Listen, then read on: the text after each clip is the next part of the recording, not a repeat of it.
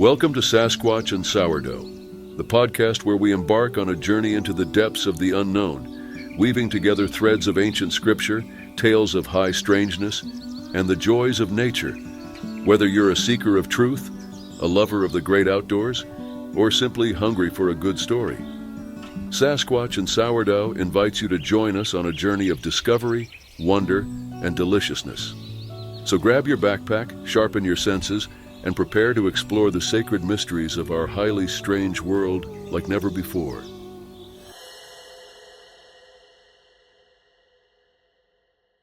Welcome to Sasquatch and Sourdough. I am your host, Christina, and I am joined by my beautiful best friend, Crystal. Hi. And we are in an actual, kind of studio space-ish. For the first time. For the first time, we're not in the kitchen anymore. We're out of the kitchen. We are out of the kitchen. Not far though. We're not far. No, we are in our fun office, and we have a really, really fun show for you guys today. We are going to talk about the Snallygaster. What is the Snallygaster? Apparently, it's just some crazy bird-like creature that's been seen floating around the skies of Frederick, Maryland. But first, Crystal, I have a weird question. Okay, so if by chance, the Snallygaster comes down, and it's that's it, it's the end of the world. Here they come. Here they come. They're ascending down the mountain. They're coming after us. It's all happening. It's popping off. Uh-huh. What is your song? What's your, okay, it's go time? Like my war song? My war cry? This is it. This is the battle cry. It's gotta be something from the 80s. Right? Like an 80s montage. Yes. Song. Do you want to know what mine is? Yeah, what is it? Mine is Running Up That Hill by Kate Bush. That's a good one. I'm thinking Eye of the Tiger. No, you know what? I feel like if the Snallygasters just start, if it hits the fan, I think Eye of the Tiger. I don't think it's a trumpet that sounds. I think it's just Eye of the Tiger. Somebody up in heaven's just pushing that button, Eye of the Tiger. It's the thrill of the fight. No, that's Final Countdown. No. Nope. Okay. Nope. You got that one different. It's because you said montage. Oh. Now I'm thinking Eye of the Tiger, Final Countdown montage. It's Eye of the Tiger. Right. It's the thrill of the fight. And I don't remember the rest of that song. Final Countdown. Yeah, that's a good one too. It's a mashup. That's a good one too. Yeah. But no, so I was thinking about this when I was I don't know what I was doing. I was in the kitchen. I was in the kitchen doing something. And that song came in my head, and I was like, you know what? This is it. This is it. If it pops off, this is the song that I'm going out. Mm-hmm. I'm going out singing. Because it's perfect. Because and anybody that's I don't know, under 40 is not going to understand how amazing Kate Bush was in the 80s. Yeah. You're not going to get it. You probably know that song because of Stranger Things. Definitely. It made a comeback. Because she was amazing. And she was like, you know what? No one can take this song and use it for anything. But then I want to know how that happened in that production team meeting where somebody was like, you know what?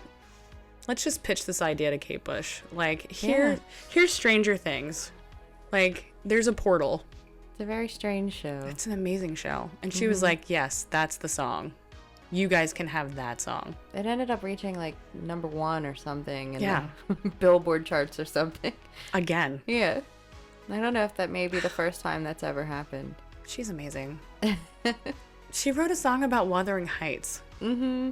I don't know. And interpretive dance. I don't know. Do yourself a favor and go watch that video because it's amazing. Running Up That Hill. You'll be like, what? What is this? What is happening here? It's an acid trip. Everybody, their faces change. Uh-huh. Like her. It's just amazing. There's so much interpretive dance. Oh, anyway, yeah. So they made me think because I knew we were talking about this crazy creature that ascends from the mountains. Creatures. Creatures. All right. So do you want to kick us off and jump into the Snallygaster? Sure. So it's another cryptid from our area. And we don't know what exactly it is, but it represents a dragon-like creature. And from the depictions that I've seen, it has a metal beak that has, what are they called? Like tentacles coming out of its mouth to like grab its prey when it's Like tendrils? Yeah, it's like like octopus arms coming out of its beak. And it has like a reptile bird kind of thing going on. Is it a bird? Is it a reptile? We like don't know. Thunderbird. Yeah. Yeah. Is it an octopus? Who knows? But it flies and it eats livestock, and it likes to carry away small children. Oh, ooh, there you go. Scary. Don't, please don't take my baby. Oh. Okay, so I found Weird Maryland, like the whole Weird USA series of books. If you remember those, they're great. So I have a copy of Weird Maryland. And in that, they say this, like, sometimes he's part reptile, part bird, and with octopus tentacles. Yes. Sometimes he has razor sharp teeth. Other times he has a shiny metallic beak. So basically what you said. And so, and lately the term Snallygaster seems to be used interchangeably with Maryland sightings of Bigfoot. So that's kind of interesting. Really? Yeah. I didn't hear that part. But that doesn't make sense. I don't know. Yeah. That doesn't really, I don't know. They don't like follow up. But it says the creature's name comes from the German term Schnellergeist, a fast-moving spirit or ghost with rapid movement, causes doors to slam and items to scatter. Yeah, so we were discussing how it's a German folk tale that came with the German immigrants when they settled in Frederick, Maryland. And I don't know, I guess they brought a lot of their old folk tales with them, but that one kind of stuck. Became kind of famous. Yeah. There's a lot of weird reports. And there's a museum. There is. What is that museum called? It's hilarious. So it's and I guess we should probably like put into context, like Frederick, Maryland is just an awesome, like another little mountain town. It's in the Appalachian mountain range. So what the part that I thought was interesting is that there is an actual beer festival held every year in DC. Of course. Named after this thing. The Snallygaster Beer Festival. Yes. It's kind of cool. So everybody goes there and drinks beer. But they also have a bunch of like crafts and like handmade items. And from what I've seen, there are people that are drawing pictures and paintings of the Snallygaster, and there's little pillows of him. Aww. He's a very well beloved cryptid from our area. Yeah. Yeah. Aww. And people love him. He's so sweet. Just like Jesse. Just like Jesse. We really love our cryptids. We love our cryptids. Oh yeah, go back and watch if you haven't seen or listened to the Chessie episode. Go back and listen to that. Yeah, it's interesting because going to like Frederick and hanging out there, it's so quaint. It's like another one of those, kind of bigger than Sykesville, like kind of a different vibe. But it's further up in the mountains too.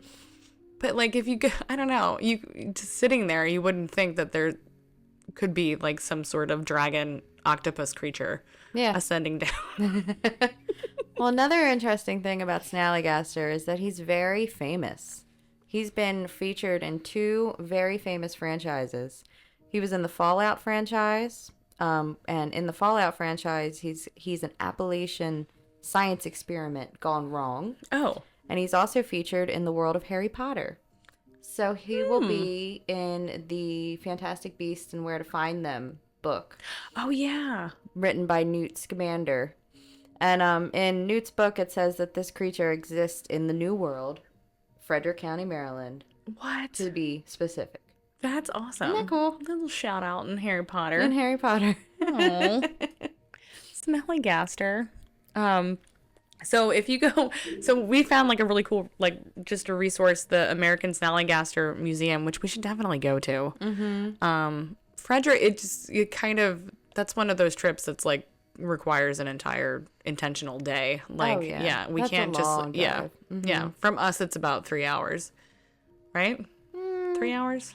Well, round trip. No, It's I'm like thinking Deep Creek. Yeah, you're thinking further, but it takes about an hour and a half to get there. Round trip, it would be 3 hours. That's okay. That's what I'm thinking because I love Deep Creek, but I hate driving there because the altitude change. I get like altitude sickness. And Route 70. Route 70 is awful. It's terrible. Again, we're old ladies, so we don't want to. We don't want to drive up and down mountains. At 70 miles an hour. Or 80. At least. Yeah, No. at the least 70 miles an hour. I want to chug along at With Mack trucks. At a safe 65 and not feel like I'm going to just Fly off a mountain. fly off the mountain. Or get smashed I really do. by an 18-wheeler. Or go down one of those embankments Oh, yeah. for like the out of control trucks. No, those things freak me out. The first time It's I had ever terrifying. seen one of them, I was like, is that purposely for a truck that can't stop? Yes. It's the most terrifying thing I've ever And is thought. it going to happen while I'm on this mountain? Exactly. Let me get out of here real quick. Yeah, so my threshold of driving like up that way is like at Frederick. That's what I was thinking. Like Yeah. once I get to Frederick, I'm like, okay, cool, I'm not going any further. Yeah. Frederick's awesome. So we go there every Christmas to see this like lighted boat parade that they have. Oh yeah. So it's like this canal that goes right through Frederick, and it's beautiful. It's very picturesque. And they take all these little boats, like I guess it's like local businesses, and they light them up with Christmas lights, and they just have them like sitting all in the canal, and it's just gorgeous. So pretty. Such a picture perfect moment. It's like it's that like little town. Yeah. Yeah. And all the shopping and the restaurants. There's so much to do. It's definitely like a fun day trip. Definitely.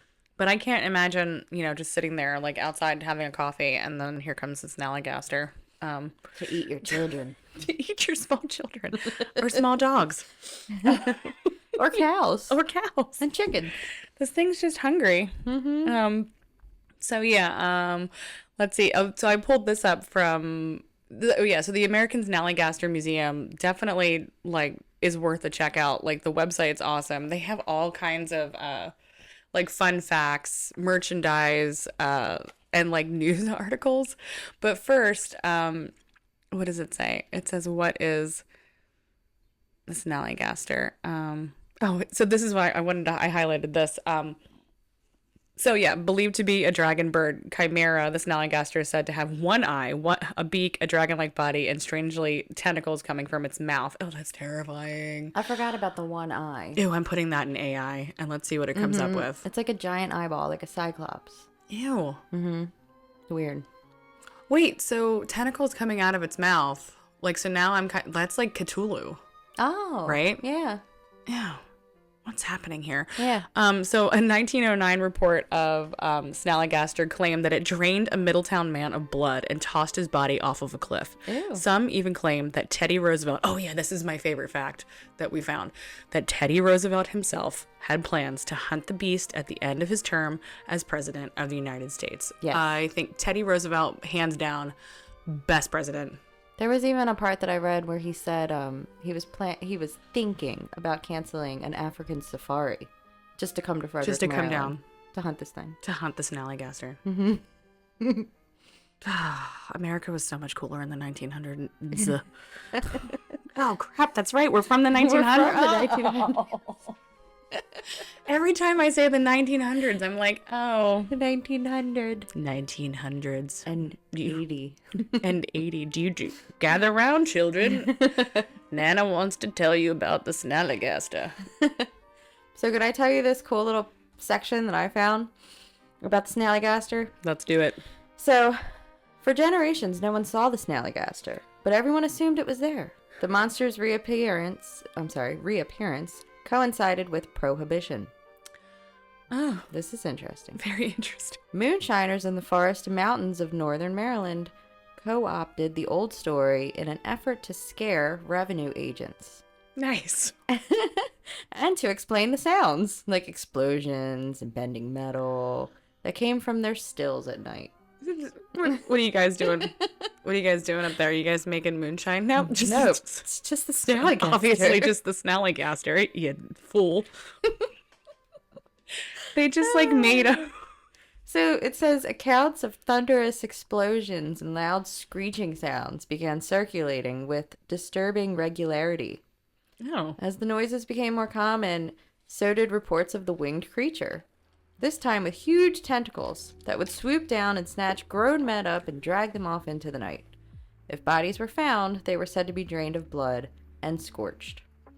Now, this is from a local newspaper. It's the Middletown Valley Register. Mm-hmm. That's where I pulled that little excerpt from. They so I don't even know what to do with that. Like that.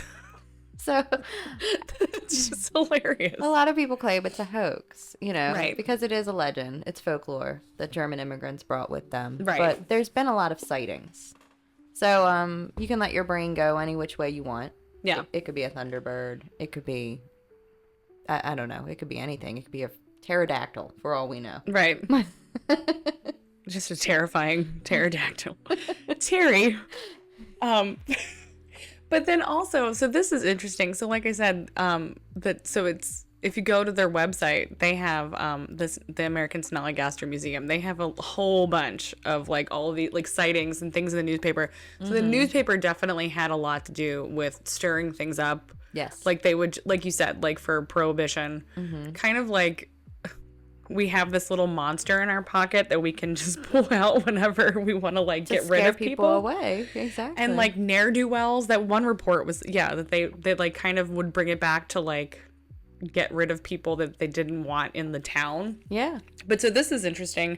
This article, this is from the museum's website, and it says, as the flying saucer mystery continues, it is reported from Middletown, Maryland, that residents there aren't much impressed about the discs as they remembered the Snallygasters. And compared to Snallygasters, flying discs and flying saucers sound pretty tame. It's like, Because we got the scary beast. because we've got our scary monster.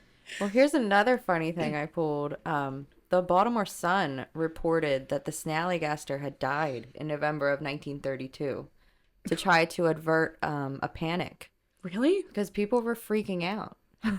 People really thought that, the Snallygaster was coming to take their children. Well, I mean, I guess, yeah, when you report it in the newspaper. Yeah, there's all kinds of stuff. It says the Washington Post did articles. The National Geographic was preparing an expedition to capture it on film. Oh, yeah. Didn't you say that the There's all kinds of Smithsonian? stuff. Yeah, the Smithsonian was offering a reward for its hide. Yeah, they'd like to get their hands on it, wouldn't they? Wouldn't they? Keep it in the basement. Hide it in the vault. Where are the bones? What bones? I don't know what you're talking about. Smithsonian, we got our eye on you. Yeah, here we go. Oh, Snallygaster captured. Wait a second. Huge owl is shot down. Okay, shut up. Now we're talking about owls. Oh, back to the owls. All right. The owls know. Made prisoner by Harry Vochtel, Myersville, and kept in the cellar of home there. Ew. Why? What a weirdo. I'm going to keep this owl. Yeah, wait, what's happening here?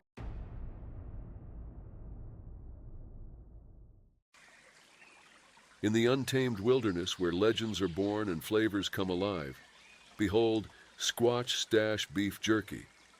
Crafted by the hands of Sasquatch himself, each tender strip is a testament to his mastery of flavor. Experience the wild taste of adventure with every bite. Squatch Stash Jerky, where legend meets flavor.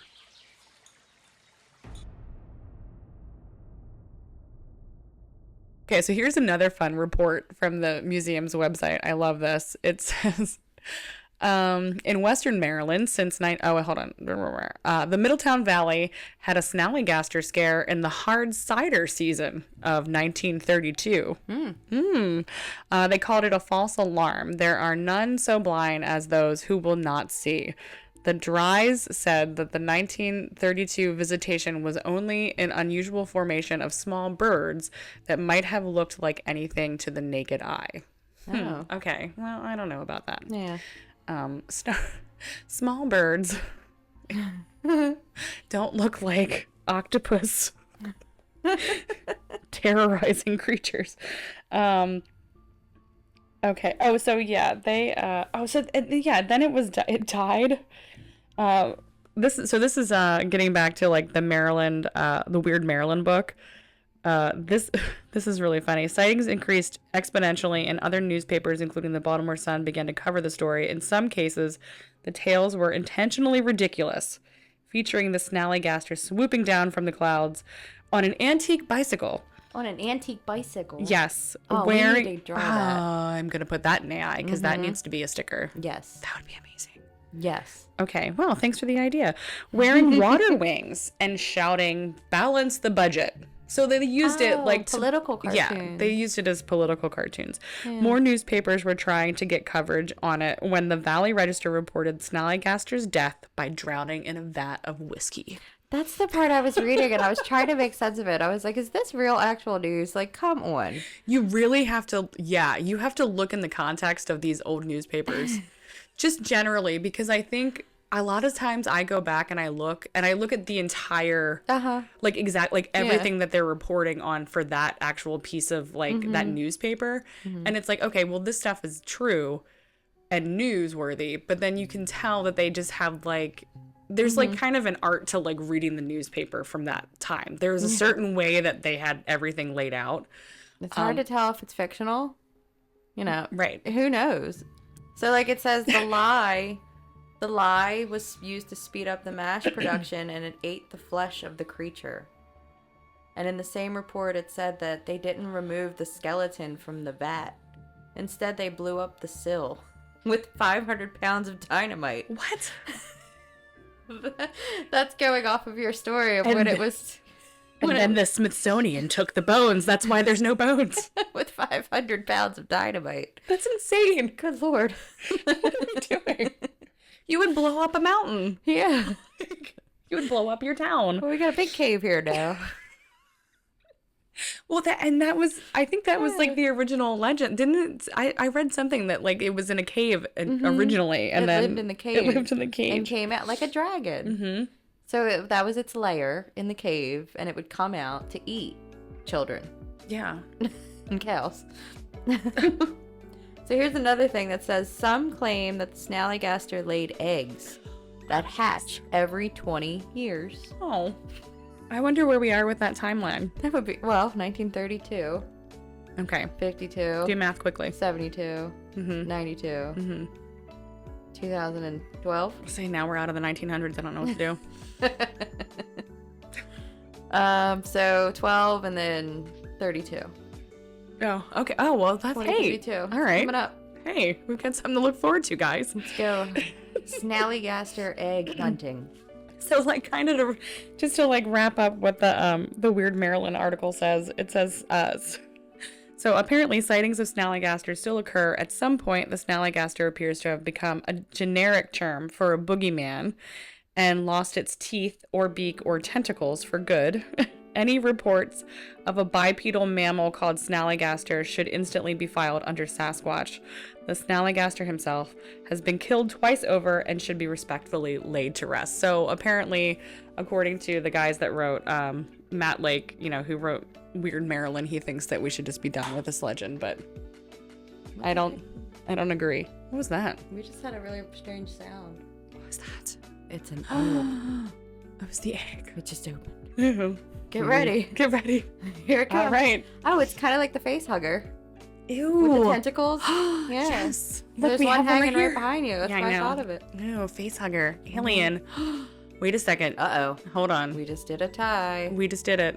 All right. You heard it here first, guys. Snallygaster's an alien. Maybe you guys shouldn't have been like poo-pooing the UFOs again. Yeah, the discs. Guys, you could have totally just... They go hand in hand. They go hand in hand. Always. And now we're going to have to go back and look for all the like missing children reports. All right, our missing 411 people. Let's go. Missing 411. All right. That's where the babies went. That's where the babies. Varmint season. Oh my goodness gracious. Okay, so this is I think it's the last one because there's so many. I just love that this thing, like, no one can tell what this thing is. Do we have any actual sighting reports? Like sighting? I haven't seen any that's like an actual sighting. Well, there were, but there were none that were like yeah. What's the word? That you can actually verify. Like, yeah, verified, researched, you know. Yeah. It's just sensational. Yeah, so no flying saucers. This is funny. It says Maryland once was rated high as the habitat of strange creatures. The most famous of these was the Snallygaster of Frederick County. Oh, well, yeah. What's going on with our cryptid? We're in a little cryptid state. It's got to be the mountains and the bay. We live in a weird we really place. do. No state is like us at all. You can go, what is it, like an hour or two from the mountains straight into the Chesapeake Bay, and then another hour to the ocean. Yeah. Yeah. Okay. We have everything. Get Chessie. Mm-hmm. Snallygaster. They call Maryland like the mini United States of America because it has every single thing that you can find. Well, besides like the desert, We should do some. Yeah, we don't have the desert. No, we don't have desert. We should do some research and see if there's like any like portals or something. I'm sure there is. And all those crazy parks that we have around here. Oh, there's so many. Yeah. Mm-hmm. I know. It's crazy. Yeah, I think we have deep dives into all of the parks. Mm-hmm. Yeah, we have to do that. Mm-hmm. We have to. We've done a lot on the Patapsco. We have. There's a lot of creepy stuff in there. Yeah. Mm-hmm. I don't know. All right, Snallygaster. You have anything else? No. All right. I think that's it. I think that's it. All right. Well, that's it for the Snallygaster. I guess you can kind of like take him or leave him. I just love that there's this whole little culture around it. So yeah, if you check out the American Snallygaster Museum webpage, they have a link to the Bump podcast episode, which is our friend Bo over there at the Bump. So check that out. And yeah, I guess until next time, bye. Bye. Bye. Together, we'll continue to seek the truth, to unravel the mysteries that lie just beyond our grasp. So as you bid farewell to this episode, remember, you are not alone. The wilderness is alive with secrets, waiting to be discovered by those brave enough to venture forth. We want to hear your stories. Email us at sasquatchandsourdough@gmail.com. Until next time, the truth is out there, God is with you, and everyone always ends up in the kitchen.